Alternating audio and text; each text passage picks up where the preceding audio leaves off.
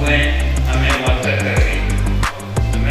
لیکن arts council میں اس کام سے بھی واقف ہے کہ جو ایک سوشل اس پہ جو آرٹس کونسل کو کام کرنا ہے. آرٹس کونسل میں جتنے ایسے لوگ ہیں کہ ڈاکٹر صاحب جو کسی بھی طرح سے اگر انہیں کسی بھی طرح کی فائنینشیل ایڈ کی ضرورت ہے یا کووڈ میں جو صورتحال تھی تو آرٹس کونسل نے اپنا ایک انڈاؤمنٹ فنڈ کریٹ کیا ہوا ہے اور بغیر کسی جگہ ان کا نام لیے بغیر کوئی خبر جاری کیے ان تمام لوگوں کی یہ ایک طرح سے آپ کا ساتھ دینے کا ایک طریقہ ہے کہ کوئی 1000 1500 ایسے لوگ ان کی ذمہ داری آرٹس کونسل نے خود ہی قبول کر لی اور ان کے بچوں کی تعلیم ہو یا ان کی صحت کے مسئلے ہوں جو مخصوص بھائی کے کام ہم کرتے ہیں. تو آپ یہاں تشریف لائے ہمارے لیے بھی بڑے احساس کی بھی بات ہے اور میں سوچتا ہوں کہ ایک مشکل مجھے پیش آتی ہے تو میں جاننا چاہتا ہوں کہ کیا آپ کو بھی آتی ہے کیونکہ میں بھی آدمی کی طرح شروع میں بلکہ ابھی بھی آپ کو بہت مشہور آدمی ایک گمنام آدمی کے طور پہ پھر آہستہ آہستہ یہاں مجھے 15 سال ہو گئے اور اس کچرا کنجی کو میں نے اپنے ساتھیوں کے ساتھ مل کے کوشش کی کہ کوئی ایک معیار پھر سے لے آئیں.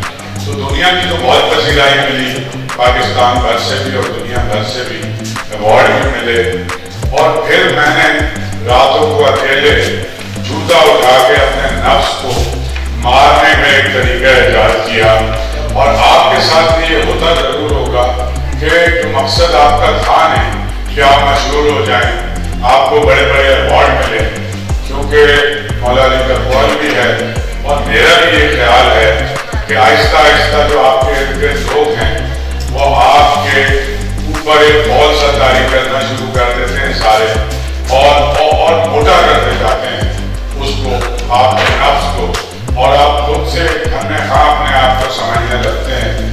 تو پھر اچانک احساس ہوتا ہے کہ آپ کی حیثیت ایک عقید ذرے کے برابر یا ایک کیڑے کے اس کائنات میں موجود نہیں ہے. لیکن جس طریقے سے ہم گردن اٹھا کے اور سینہ چوڑا کر کے چلتے ہیں تو پالیٹکس میں تو لوگ مشہور ہوتے ہیں فلموں کے ہیرو بھی مشہور ہوتے ہیں لیکن جو خدمت خلق والے جو لوگ جو ایدی صاحب ہمارے پاس ادیب الحسن رضوی صاحب ایک بڑے آدمی ہیں آپ کی طرح کے اور اس شہر پہ اس سماج پہ ان کا بھی بہت بڑا احسان ہے. میں سمجھتا ہوں کہ ادیب الحسن رضوی جیسے لوگ مولانا عبدالستار جیسے لوگ ڈاکٹر امجد ثاقب جیسے لوگ اس سماج میں اگر موجود ہیں یا بھیجے گئے ہیں تو اس کا مطلب یہ ہے کہ خدا بھی اپنے انسانوں سے مایوس نہیں ہوا اور انہیں کے اندر سے خیر کا ایک پہلو اور صاحب آپ تو بہت بڑے آدمی ہیں اور میں بھی چھوٹا سا ایک میرا بھی نفس موٹا کرنے کی کوشش کی گئی ہے لیکن جب میں نے یہاں سیلاب آیا تو میں نے سارا کام بند کیا اور اس سے پہلے 2005 میں زلزلہ آیا تو آرٹس کونسل نے اپنا سارا کام بند کیا اور ہمارے پاس کوئی پیسے نہیں تھے. شانتی آپ کو پتہ ہے ہم نے ایک میسج چلایا اپنے ممبروں کو کہ جناب ہم چاہتے ہیں کہ ہم اس میں کام کریں تو وہ پھر کام اتنا ہوا کہ لوگوں نے سب کچھ کیا سینکڑوں ہزاروں ٹرک ہم کشمیر اور کے پی میں ہمارے ساتھی اور میں خود 1.5 مہینہ بعد ہے اور وہ میری زندگی کا میں سمجھتا ہوں سب سے بڑی کمائی ہے. مجھے لگتا ہے کہ کام ہے جب زمین کی جو دھڑدھڑاہٹ ہے وہ ایک لمحے کو نہیں رکتی تھی اور ملینز آفٹر شاک ہوتے تھے اور میری بیوی کراچی سے فون کرتی تھی کہ لوگ تو وہاں سے بھاگ کے آ رہے ہیں اور میں ایک ترپال کے نیچے بارش میں سردی میں بیٹھ کے اور ہمارے ایک ساتھی تو شاید ابھی چلا گیا ڈاکٹر شبیر جس نے تلاوت کی تھی یہ ہمیں شہری پہ چائے بنا کے دیتا تھا اور کہیں نہ کہیں سے کوئی بندوبست کرتا تھا. ڈاکٹر بھی یہاں سے بے شمار گئے تھے میرا ایک بھانجا بھی ڈاکٹر ہے. پھر یہاں جتنا بھی ہمیں یوٹینسل ملا آرتھوپیڈک کا کیونکہ زیادہ پتھروں کے اور اس طرح کے کیسز تھے اور شروع میں یہ جو ڈرل ہوتی ہے دیوار میں سدھار کرنے والی اس سے آرتھوپیڈک سرجن جو ہیں وہ لاہور میں ڈاکٹر اویس تھے وہ آپ کے گنر عام ہاسپٹل بھی آرتھوپیڈک کے ڈائٹ تھے سب سے پہلے وہ پہنچے پھر یہاں سے ہمارے لوگ گئے اور کھلے میں ترپالوں کے نیچے چھوٹے پورٹیبل ایکس رے مشینیں لے کے گئے اور اس سے سوراخ کر کے اور اوپر لکڑیاں باندھ کے کرتے تھے. تو تھوڑے عرصے بعد پھر جتنی تنظیمیں کام کر رہی تھیں میں نے دیکھا کہ میں تو ڈاکٹر بھی نہیں ہوں, تو میں نے کوآرڈینیٹر کا رول سنبھال لیا. 3-4 اسپتال سیٹ اپ کرائے, اس میں جماعت اسلامی کے لوگ تھے, میں کہا, اور بہت سے میرے دوست مجھے مانسیرا اور بالا کوٹ کے رستے پہ ملے کیونکہ میں نے وہاں افطار کا انتظام شروع کرا دیا تھا. تو مغرب سے 10 منٹ پہلے کوئی 1000-1500 گاڑیاں رک جاتی تھیں اور بے شمار پورا پاکستان کیا ہوتا کہ میری یہ لشکر طیبہ کے لوگ, باقی جو بھی ان کی سیاست ہے. لیکن ہم نے اپنے کندھوں پہ سینکڑوں ٹرک خالی کیے آٹے کے, چاول کے, سامان ہمارے کراچی کے مہمان سیٹ اور لوگ بھیج رہے تھے. اس کے بعد پھر ہمارا جب سندھ میں زلزلہ آیا تو ہم نے جا کے 2-3 کیمپ لے لیے اس اعتماد کے ساتھ. ہمارے ساتھیوں نے لاکھوں روپے کا بھی سامان خرید کے دیا, لیکن ایسے بھی ہمارے ساتھی تھے جن کے پاس 100 روپے اور انہوں نے 100 روپے آگے جمع کیے. تقریب میں نے صرف 100 روپے والوں کا نام لیتا کہ اس کے پاس صرف 100 روپے, اس نے وہ دے دیے مجھے لا کر کے. یہیں پہ کھانا پکتا تھا 4,500 لوگوں کا, اور ہم خود 3 وقت کا ان کو کھانا پہنچاتے تھے. کوئی نہیں جانتا تھا یہ کہیں بلوچستان اور سندھ کے بارڈر پہ پور جیکا آباد میں ایک قصبہ ہے, سب سے پہلے وہ بن چکا تھا اور وہ جہاں نکل آئے تھے.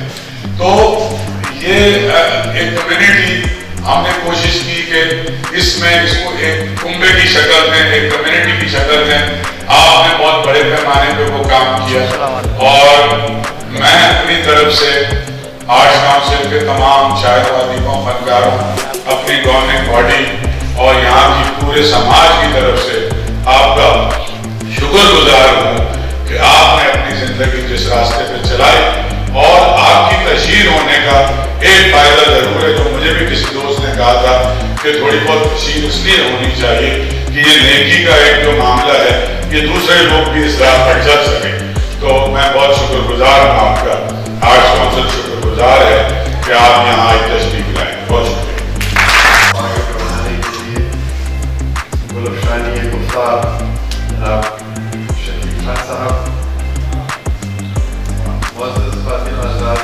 اور پھر خاص طور پر مجھے بھی یہ خوبصورت اور مستقبل کا جو ہمارا مہمان ہے وہ بچے, میں سب سے پہلے سلام پیش کرتا ہوں. میں کیسے کہوں کہ کراچی میں جو پذیرائی ہوئی وہ میرے لیے کتنی مسرت اور کتنا بڑا اعزاز ہے. میں نے صبح بھی ایک تقریب میں نے یہ شعر پڑھا, جو لوگ وہاں نہیں تھے ظاہر وہ ہم پر اس سے شاید کوئی وہ شعر بھی میں پھر دوبارہ پڑھوں گا کہ سب پیر کو دیتے ہیں جگہ آنکھوں پہ اپنی, سب پیر کو دیتے ہیں جگہ آنکھوں پہ اپنی, اس خاک کے رہے عشق کا احساس کرے. تو یہ پذیرائی ہے, یہ اس عشق, اس جنون, اس سودا, اس وابستگی کی بدولت ہے جس کا نام مواد مدینہ ہے, اور جس کو ہم نے اس شہر میں حکومت کے نام سے دہرانے کی کوشش کی ہے. اور اس کا ایک ہی مقصد ہے کہ اگر معاشرے میں 2 طرح کے طبقے ہوں, ایک طرف دولت, طاقت, اقتدار, زندگی کی تمام تر خوشیاں, مسرتیں, اور دوسری طرف دکھ, مایوسی, بیماری, غربت, افلاس. ان 2 طبقوں کو جوڑنے کا نام معاشرہ ہے. اور اللہ کے رسول صلی اللہ علیہ وسلم نے یہ جو حکم دیا 1450 برس قبل, یہ محض ایک واقعہ نہیں ہے بلکہ ایک فلسفہ حیات ہے کہ جب بھی کسی معاشرے میں ایسے 2 طبقے ہوں, ادھر سے ایک شخص اٹھ کے ادھر سے ایک شخص کہے کہ تم میرے دوست ہو, تمہارے غم میرے اور میری خوشیاں تمہاری ہیں, ہم ایک ایسے معاشرے اور ایک ایسے سماج کو تعمیر ہوتا ہوا دیکھ سکتے ہیں جہاں ہر شخص ہنسی خوشی زندگی گزار سکے. تو یہ پذیرائی, یہ محبت, میں سمجھتا ہوں کہ اسی کا کرشمہ, اسی کا اعزاز, اسی کی دین ہے. اور میں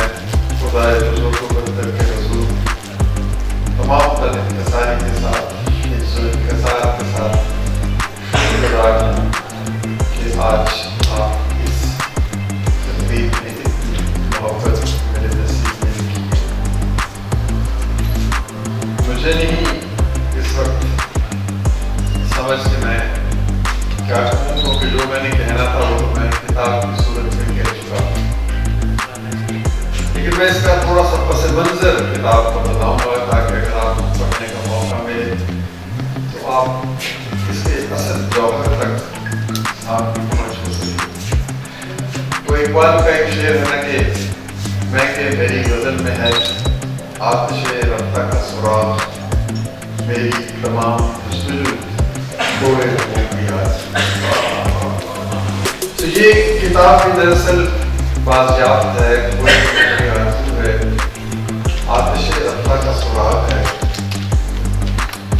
یہ جاننے کی کوشش ہے کہ نیکی کیا ہے، کیوں کی جاتی ہے، کیا نیکی مر جاتی ہے، کیا نیکی مسلمان ہوتی ہے یا ہندو ہو سکتی ہے، کیا نیکی کا کوئی مذہب ہے، کیا نیکی صلے کے لیے کی جاتی ہے، انعام کی خواہش میں کی جاتی ہے، یا اس لیے کی جاتی ہے کہ نیکی کرنے کا حکم دیا گیا ہے.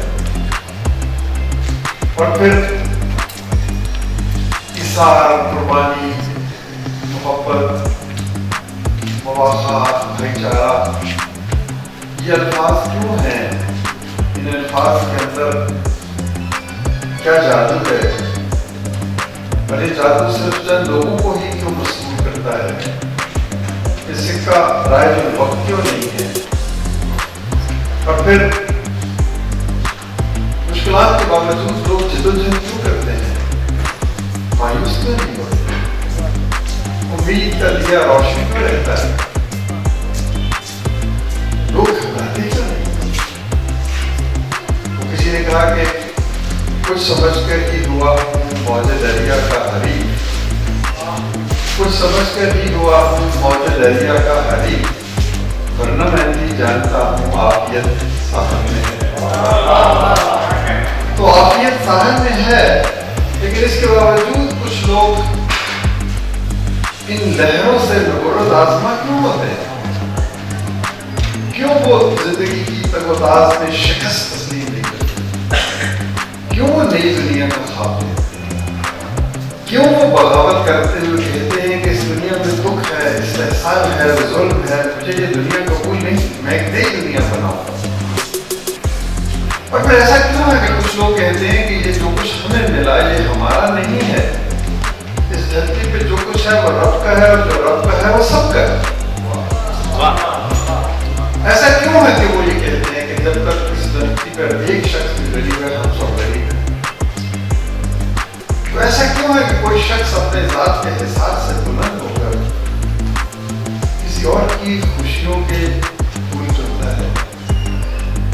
اور پھر ایسا کیوں ہے کہ کوئی کسی کے سر پہ ہاتھ رکھتا ہے، دست شفقت، کسی کے آنسو پوچھتا ہے، کسی کا حساب رکھتا ہے، کسی کے راستے میں پڑی ہوئی رکاوٹ دور کرتا ہے؟ اور پھر ایسا بھی کیوں ہے کہ کوئی لوگ یہ کہتے ہیں کہ نام و نمود کی خواہش ہی نہیں؟ تو یہ اس کا پس منظر ہے. ہوا یوں کہ 1923 میں گنگا رام نامی ایک شخص نے ایک عمارت بنائی اپنی ذاتی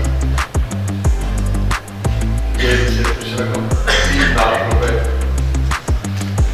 اور اس کی پیشانی پہ لکھا کہ built by somebody who loves widows. کوئی نام نہیں لکھا. اور وہ لاہور میں بننے والا بیوہ گھر تھا کہ جن بیواؤں کو ماں باپ کی محبت بھی میسر نہیں رہتی اور وہ کسی خزاں رسیدہ درخت کے پتوں کی طرح کبھی ادھر کبھی ادھر، ان کے لیے اس نے وہ بیوہ گھر بنا دیا. 20 سال 1945 تک وہ گھر آباد رہا. وہ بیوہ عورتیں مستقراتی مستی خوشی سے رہتی. اور گنگا رام تو خود 1931 میں اس دنیا سے رخصت ہو گیا. اس کی روح کو شاید خوشی ملی. بہت خوبصورت عمارت تھی وہ. اس وقت کے وائس رائے نے اس کا افتتاح کیا تھا. 1947 میں پاکستان بن گیا اور وہ تمام ہندو بیوہ عورتیں وہاں سے